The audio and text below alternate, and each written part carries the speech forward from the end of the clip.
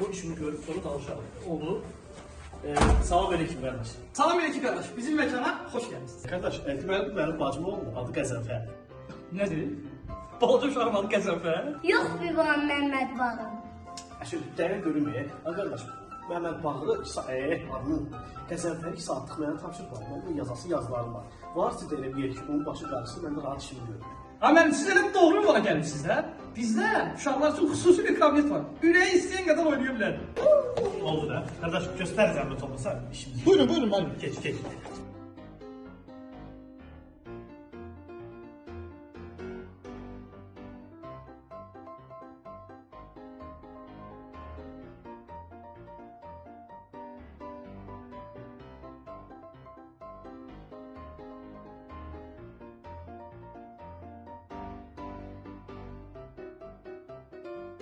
Müəllim bu da sizin hesabınız.